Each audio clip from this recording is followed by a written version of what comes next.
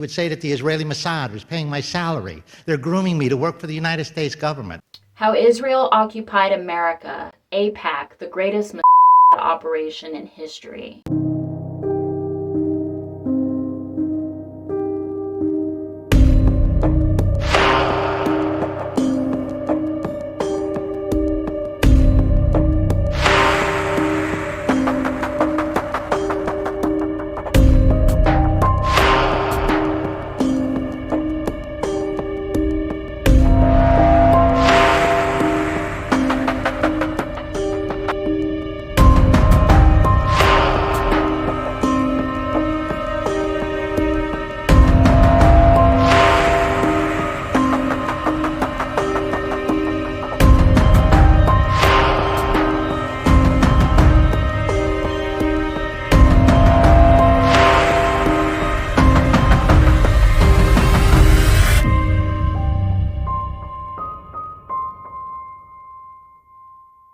Mr. President, all that Jonathan and I are asking for is your compassion. It was almost 30 years ago that an American naval aide was caught passing classified documents to Israel. Ronald Olive was an FBI agent who helped capture Jonathan Pollard. When an individual decides to cross that line and betray their country, it is so hard. It's almost impossible to stop them. Here's some background on a case that has long been a flashpoint of U.S.-Israel relations. Born in 1954 to a Jewish family, Mr. Pollard long admired Israel. This guy wanted to be a spy from the beginning. He would play spy games. He would say that the Israeli Mossad was paying my salary. They're grooming me to work for the United States government. He would say that the Israeli Mossad was paying my salary. They're grooming me to work for the United States government. All fantasies of his spy imagination. In 1984, his dreams became reality when, as an intelligence researcher, he had access to top-secret documents. He was caught 18 months later and soon became the only person in U.S. history to receive a life sentence for spying for an ally. In Israel, the issue has remained alive. In 1995, the Israeli government even granted Texas-born Mr. Pollard citizenship while he remained in an American prison. I think then Pollard should have been released years ago already. He's not a murderer and he's not a killer. He was a spy. The case also has a resonance in Washington's intelligence community. The scandal created a lingering suspicion that Jews could hold dual loyalties and should not be trusted in sensitive posts. It's about a disastrous story of literally the spy who never should have been. However the Pollard affair turns out, it has briefly enlivened 9 months of difficult peace negotiations. His fate remains just one element of the complicated talks between U.S., Israeli, and Palestinian leaders. The American Israel Public Affairs Committee, AIPAC, is not a lobby. It's a vanguard of a foreign intelligence occupation, a Mossad-crafted phantom that has infiltrated and subjugated the United States for over 6 decades without Israel ever planting a foot on American soil, firing a shot, or raising an army. This is no clumsy conquest. It is the most exquisite deception in history. A silent takeover woven through the shadows of intelligence, blackmail, and financial domination. Since the 1950s, AIPAC has coiled itself around the throat of U.S. politics, a parasitic force that bends every law, every vote, and every war to Israel's will. Without a whisper of resistance from a nation too blind to see its chains, the irony is a dagger to the soul. Americans bankroll their own enslavement, their taxes, $3.8 billion alone in 2023, flowing to Israel, then funneled back through AIPAC to buy their leaders and silence their voices, and secure their submission.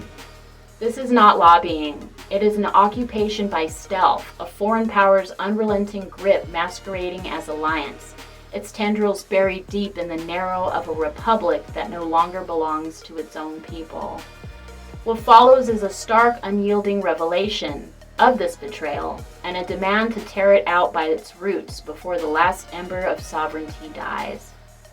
The American Israel Public Affairs Committee, AIPAC, is not a lobbying group. It is a foreign intelligence operation creation designed to manipulate U.S. politics and bend American policy to Israel's will. For decades, AIPAC has operated as an extension of Israel's intelligence agency, infiltrating the U.S. government to ensure that American lawmakers serve Israeli interests above their own nations. This is not speculation. It is a reality carved into history through espionage scandals, financial corrosion, and the systematic neutralization of dissent. AIPAC's influence has turned Congress into a circus where politics perform for a foreign master using money, blackmail, and intelligence to enforce compliance. This video lays bare AIPAC's true nature as a Mossad operation, its mechanisms of control, and the urgent need to dismantle it and reclaim American sovereignty.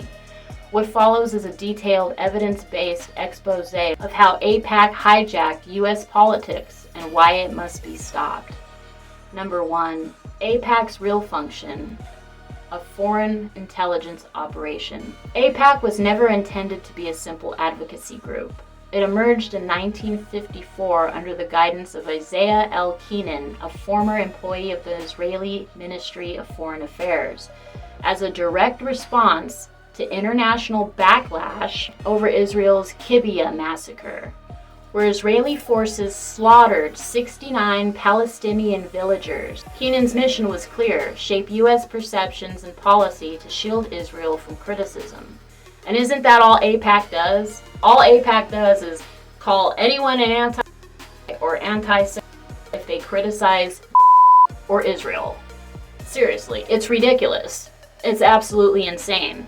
Initially named the American Zionist Committee for Public Affairs, AIPAC rebranded in 1963 to dodge registration as a foreign agent under the Foreign Agents Registration Act, FARA, a legal maneuver orchestrated to mask its role as an Israeli operation. By the 1970s, AIPAC's budget exploded from $300,000 to over $7 million. A growth fueled not by grassroots support, but by Israeli backing. This was a deliberate investment to build a machine capable of controlling our U.S. politics. AIPAC's structure mirrors Mossad intelligence playbook. It recruits from congressional offices, exploits insider knowledge, and deploys sophisticated influential campaigns, smear campaigns. Its annual policy conference is less than a diplomatic event and more of a loyalty ritual where American politicians publicly swear their allegiance to Israel. Evidence of AIPAC's intelligence role surfaced in 1987 when it was caught with stolen U.S. trade secrets handed over by an Israeli operative, and AIPAC continued unscathed, a pattern of immunity that betrays its protected status. This incident was no outlier. AIPAC's operations are designed to gather intelligence, influence policy, and evade accountability. All hallmarks of a Mossad front embedded in the political U.S. system. Number 2, ensuring politicians prioritize Israeli interests, financial pressure, and political blackmail. AIPAC enforces Israeli dominance over U.S. politics through 2 primary weapons: money and blackmail. Its financial muscle is staggering. In 2022, AIPAC's political action committees funneled over $24 million into congressional races, rewarding candidates who toe the Israeli line and starving those who resist. This is not lobbying. It's a pay-to-play scheme where American politicians are bought and paid for by a foreign entity. The numbers tell the story. In 2018 midterms, AIPAC-backed groups spent $15 million targeting races where candidates' loyalty to Israel was in question. In 2020, that figure climbed to $17 million. The cash flow creates a dependency. Politicians rely on AIPAC's support to win elections, ensuring their votes align with Israel's agenda. Dissenters face a different fate. AIPAC funds their opponents, often outspending them by millions to guarantee defeat. Blackmail amplifies this control. AIPAC's network of operatives collects compromising intelligence on lawmakers, leveraging it to silence opposition. In the 2005 espionage scandal, exposed this tactic. Pentagon analyst Lawrence Franklin admitted to passing classified U.S. secrets to AIPAC officials, who then relayed them to Israeli intelligence. This wasn't a one-off, it was a glimpse into a system where sensitive information becomes a tool for corrosion. Congress operates under a cloud of fear. Criticizing Israel or defying AIPAC risks not only electoral loss, but personal ruin. Smear campaigns, leaked scandals, and legal troubles mysteriously befall those who step out of line.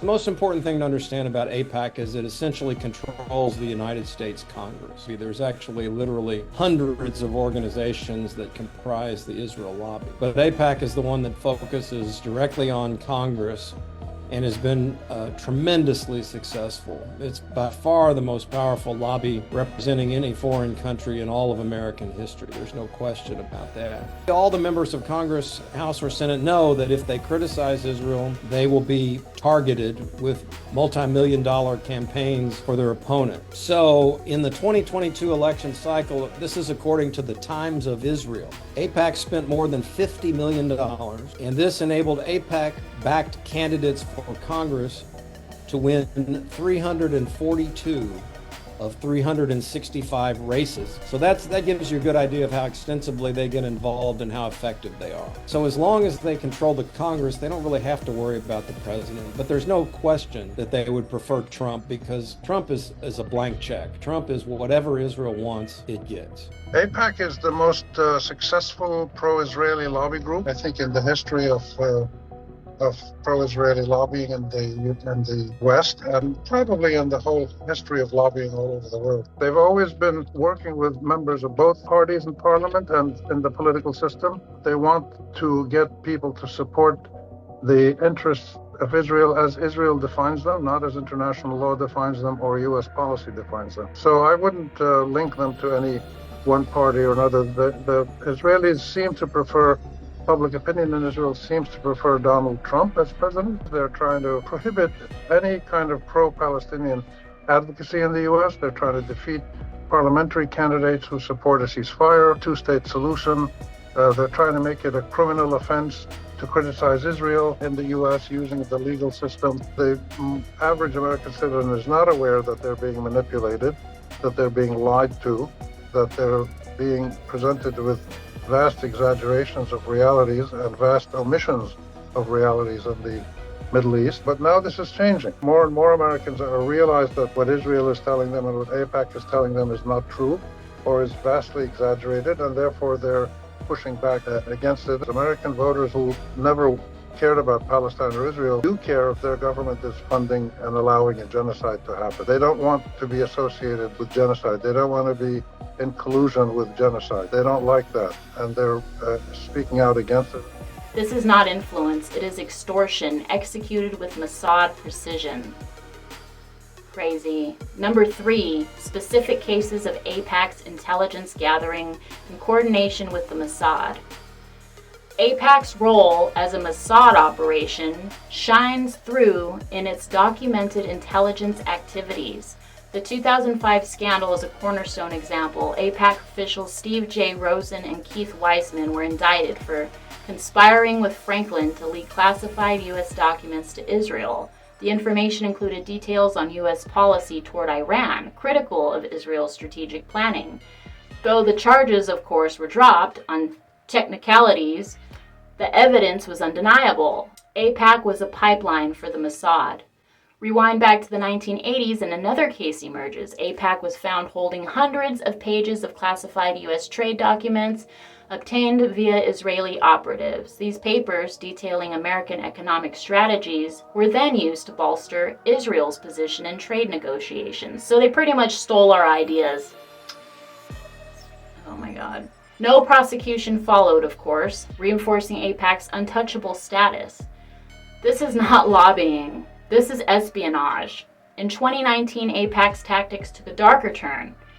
Reports surfaced that the organization had hired private investigators to dig into politicians critical of Israel, gathering dirt on them to discredit and silence them. This mirrors Mossad's global operations, where surveillance and intimidation are standard. These cases, spanning decades, prove that AIPAC isn't just coordinating with them. It is a Mossad instrument embedded within the U.S. to extract intelligence and enforce Israel's will. And do there not, like, the protocols of the elder and all the stuff that they say are books and lies? They say this. They say that they try to control America and the world in those books, and is everything those books say. How is that a lie?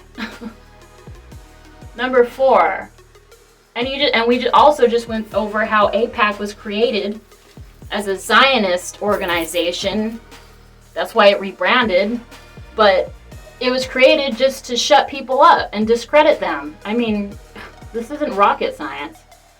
Number 4, AIPAC's role in pushing U.S. foreign policy towards wars benefiting Israel. AIPAC has shaped U.S. foreign policy to serve Israel's military ambitions, dragging America into conflicts that only benefit a foreign state. The 2003 Iraq War was a glaring example. In 2002, AIPAC aggressively lobbied Congress to authorize force against Saddam Hussein, a regional rival Israel wanted eliminated. AIPAC's leaders framed the war as vital to Israeli security, and their pressure paid off.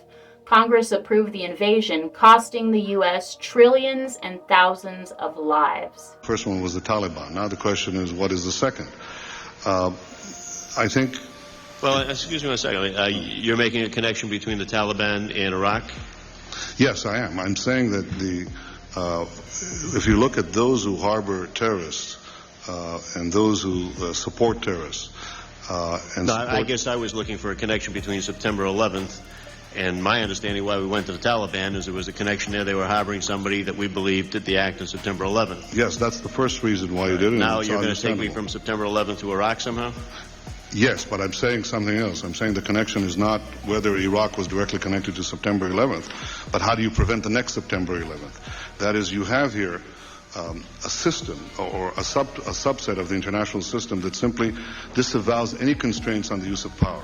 It has fueled these handful of regimes, and the terrorist organizations that they harbor are fueled by a terrible anti-Western zealotry, a militancy that knows no bounds, doesn't respect any force, knows no limits to the use of power. And one would be Iran, you said? One is Iran, one is Iraq. More nuclear capacity, more rocket capacity than Iraq, and harbors Al-Qaeda people, or at least... Yes, now the question you have is this. The question you have is this. This is now a question of... not of values. Obviously, we like to see a regime change, at least I would, in Iran, just as I would like to see in Iraq. The question now is a practical question. What is the best place to proceed? It's not a question of whether Iraq's regime should be taken out, but when should it be taken out? It's not a question of whether you'd like to see a regime change in Iran, but how to achieve it. Iran has something that Iraq doesn't have.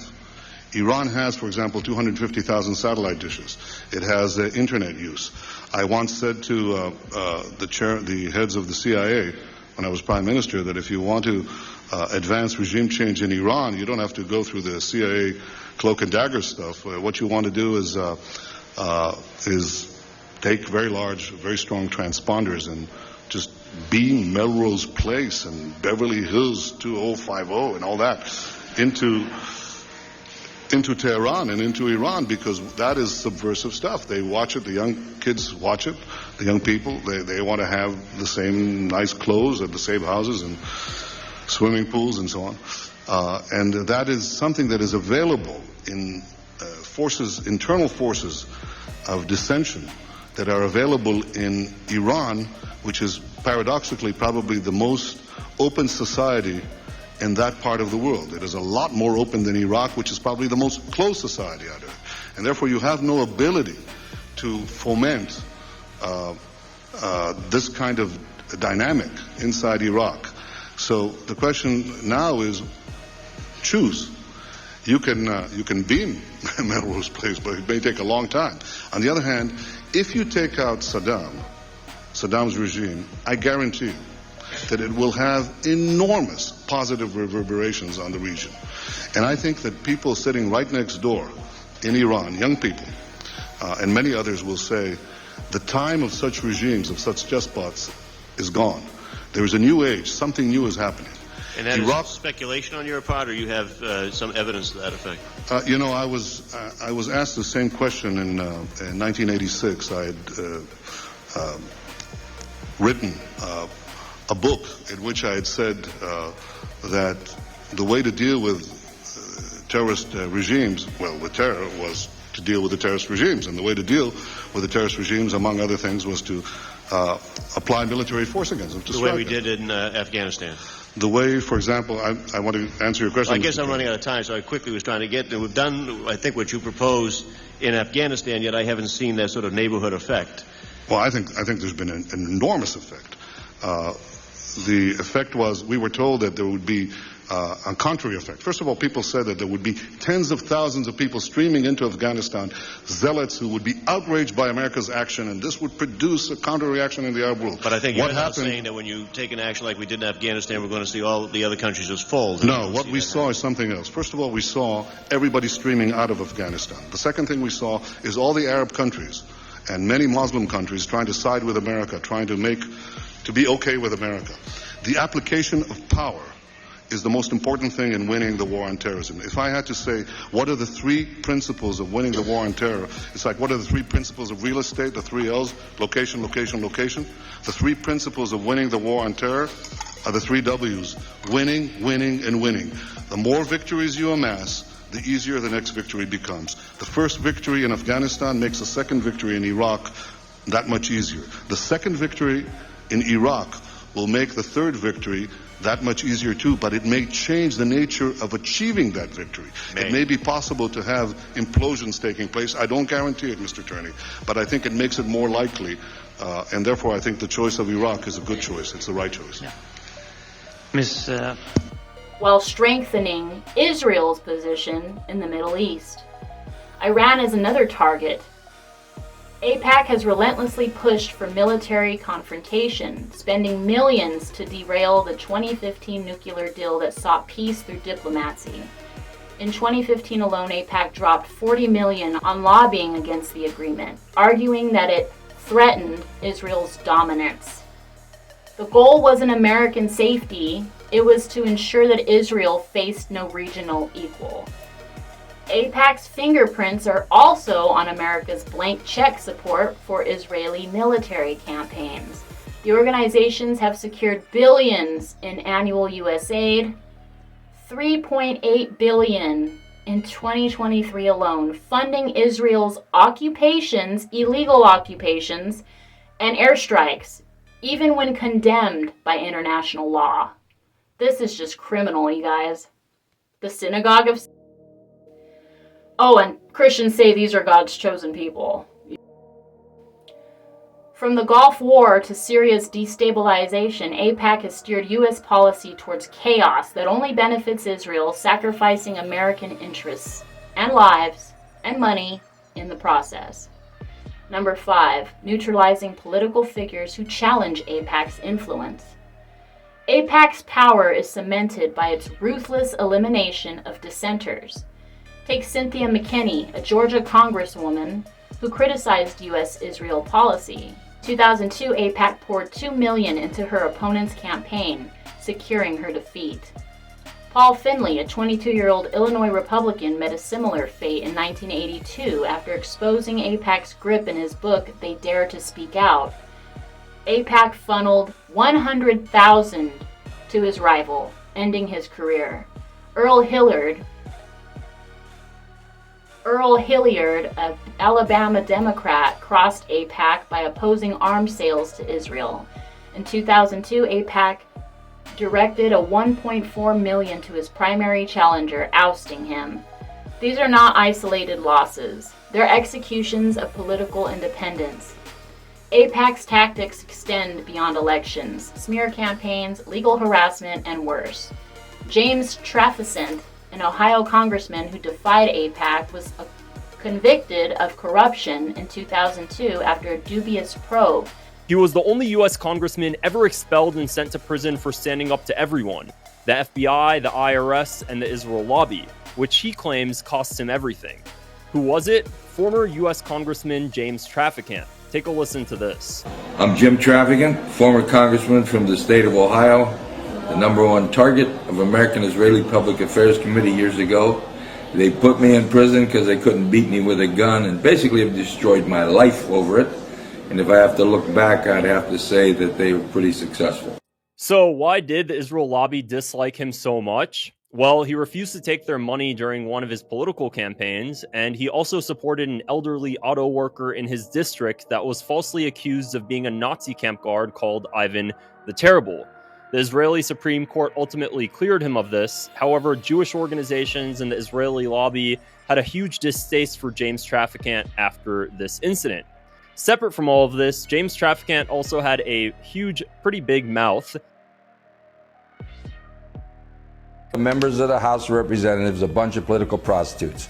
They demanded my words be stricken. They jumped up like 100 wounded TV evangelists. So finally I said, okay, I apologize. When I went outside, there was this little stringer group, and they said, tell us what you really feel, Jim. And here's what I said. I said, I want to apologize to all the hookers in America for having associated them with the United States House of Representatives. Yeah, I think it's a big whorehouse. The guy's crazy,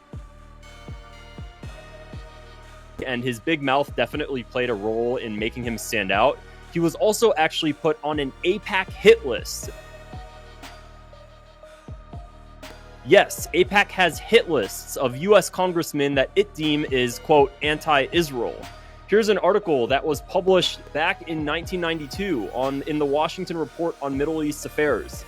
The secret section in the Israel's U.S. lobby that stifles American debate. Under lock and key are hundreds and hundreds of such files on people and organizations that AIPAC deems to be, quote, anti-Israel. Among many of these politicians are highlighted in yellow, James Traficant. However, what really sealed the fate of former U.S. Congressman James Traficant is when he started to threaten about speaking up about 9/11. Take a listen to this. But I don't think they'd have moved on me so fast if it weren't for 911. They knew, because I'm sure they had my phone tapped all those years. Right. All my phones.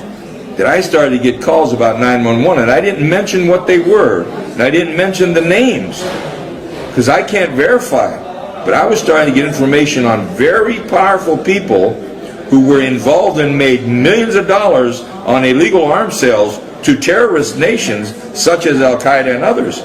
We armed them. They got those weapons from America. If you think that was bad, just wait.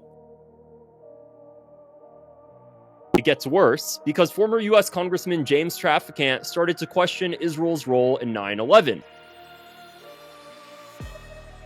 Take a listen to this. I have no specific knowledge of what happened in 9/11, but as a former sheriff, I always looked at one particular dynamic when I was involved with any type of an event like this.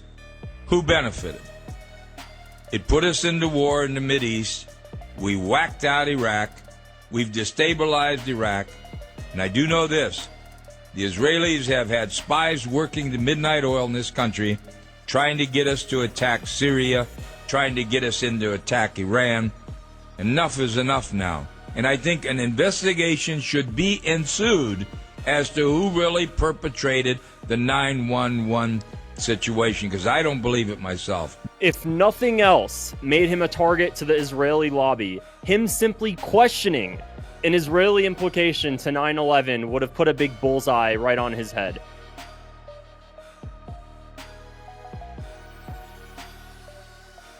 And he knew this. You might remember that viral interview he did with Greta Van Strassen on Fox News. Here's a small clip of it. Take a listen. I believe that Israel has a powerful stranglehold on the American government. They're controlling much of our foreign policy. They're influencing much of our domestic policy. America is in danger if America doesn't take back the government without foreign interference. Immediately after this, the headlines went after him. He got accused of being anti-Semitic. NBC called him disgraced. And Sean Hannity with Fox News actually got him on his show afterwards. Take a listen to this. That's not what you said. You said they're controlling our foreign policy. They're controlling our domestic policy. Yes, and I believe they are. Hear me now. I believe they control the Senate and the House Foreign Affairs Committee. That's insane. They're controlling our foreign policy. Congressman, that's conspiratorial. Well, that's your opinion. Nutjob stuff. It literally looks like the only reason Sean Hannity brought him on Fox News is simply to disparage and berate him. However, this isn't a surprise from Sean Hannity. He's a staunch Zionist, and Tucker Carlson actually made an Instagram post recently about U.S. airstrikes on Iran nuclear facilities and who was pressuring President Trump to attack and strike Iran. The real divide isn't people between who support Israel and the people who support Iran or the Palestinians. The real divide is between those who casually encourage violence and those who seek to prevent it, between warmongers and peacemakers. Who are the warmongers? They would include anyone who calling President Trump today to demand airstrikes and other direct U.S. military involvement in a war with Iran. On that list, first and foremost, Sean Hannity, Mark Levine, Rupert Murdoch, Ike Perlmutter, and Miriam Adelson. At some point, they will have to answer to this, but you should know their names now. What's also interesting is they'll accuse him of being anti-Semitic for saying that U.S. foreign policy is being controlled by Israel and that Israel influences much of our domestic policy. Yet when Israeli prime ministers go on Israeli radio and state that they have undue influence in the United States, we're supposed to just ignore that? Take a listen to this. And they have gone so far as having Israeli Prime Minister Ariel Sharon making a statement on Israeli radio, October 3, 2001, the following: "We, the Jewish people, control America, and the Americans know it." And no one read that in a newspaper in this country. Well, first of all, right when I was running, they tried to get me $10,000 cash. And I told them, you keep your money and I'll keep my vote. So I think I was targeted before I ever walked down there. He's being accused of anti-Semitism for making the exact statements that Israeli prime ministers are making about Israeli influence in the United States. Yet he's at fault for making the exact same statements. He said repeatedly that the Israeli lobby ultimately threw him in prison. Here's another short clip from that interview with Greta Van Strussen. And if you open your mouth, you get targeted. And if they don't beat you at the poll, they'll put you in prison. James Traficant was ultimately charged with 10 federal counts related to bribery and racketeering. I'm going to make a full video on why his entire trial was a complete kangaroo court. Some of Traficant's witnesses later admitted they flipped against Traficant to avoid tax charges or prison time. Flipped against Traficant to avoid tax charges or prison time. One witness, contractor Richard DeTore, signed a sworn statement that the feds threatened him, stating that if he refused, they would indict him. He did refuse, and they ultimately did indict him. Take a listen to what Traficant said on the House floor. I expected him out here to be expelled, because I think Congress doesn't like difficult positions. I've been the target of administration for a long time. None of the tapes I gave you or transcripts I gave you were introduced as evidence in court. I was able to present no defense. I was even prohibited from discussing a vendetta against me. But you know, when you put somebody in jail for the rest of their life, he's a fellow member of Congress who has been targeted, no less. You should have some evidence. From what I can tell, there was only one other U.S. congressman that stood up in support of James Traficant, and that was U.S. Congressman Ron Paul. Take a listen to what he said here. I rise in support of the motion by the gentleman from Ohio. That trial bothers me. I don't accept it as a good, fair, legitimate trial. I don't think all the witnesses were heard that should have been heard. And I think some of the witnesses may well have been, quote, bribed into doing and saying certain things. When the gentleman finally gets an opportunity to come and defend himself, he gets 30 minutes? Really? And have you looked at the record that happened in Ohio? It's a stack like that?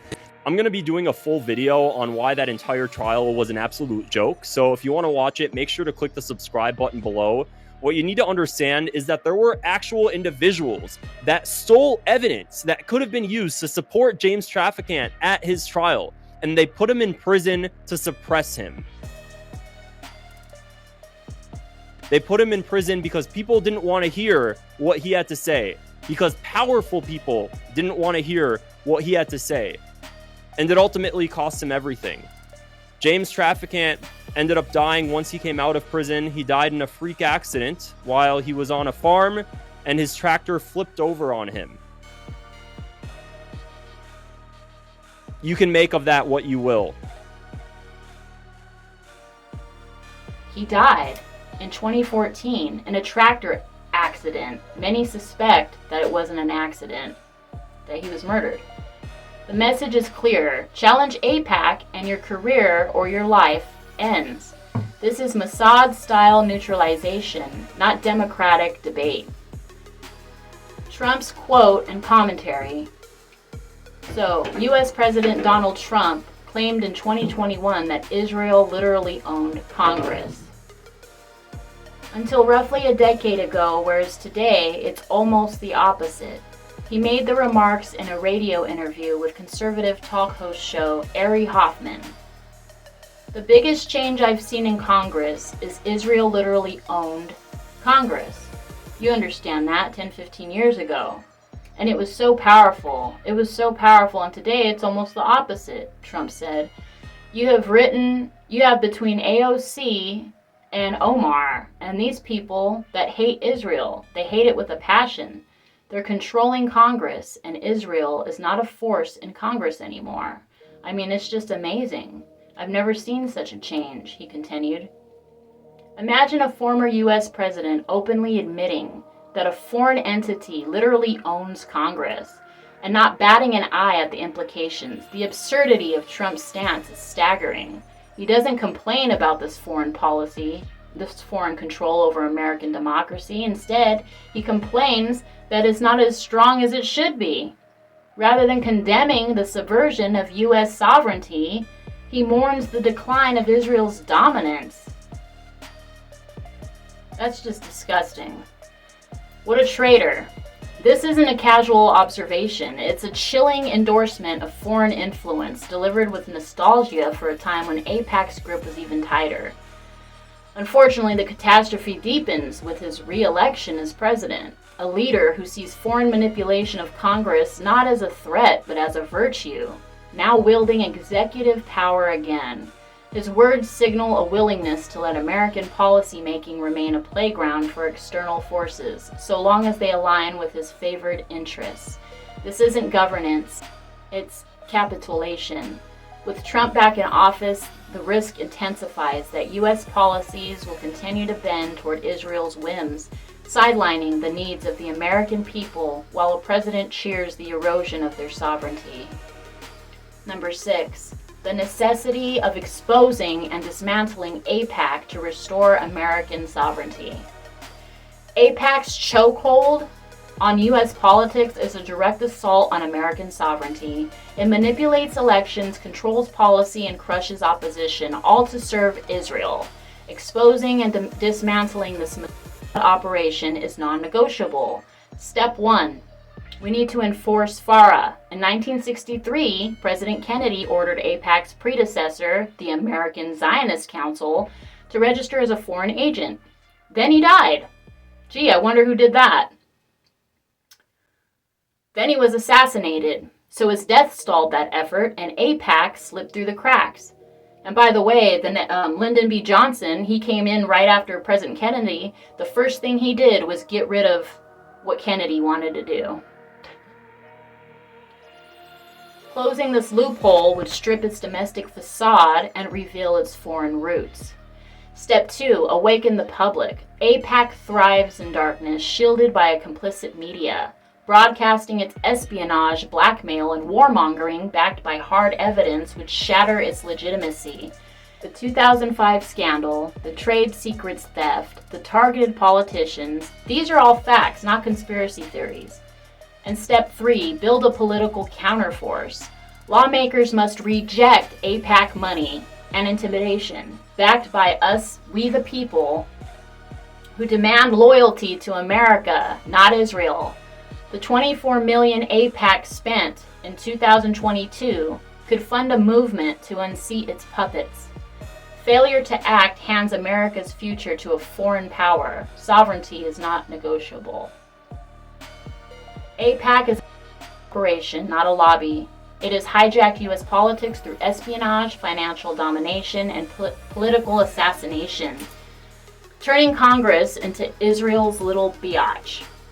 The evidence from stolen secrets to ruined careers to wars fought for Tel Aviv is irrefutable. Exposing and dismantling AIPAC isn't an option, it is a necessity.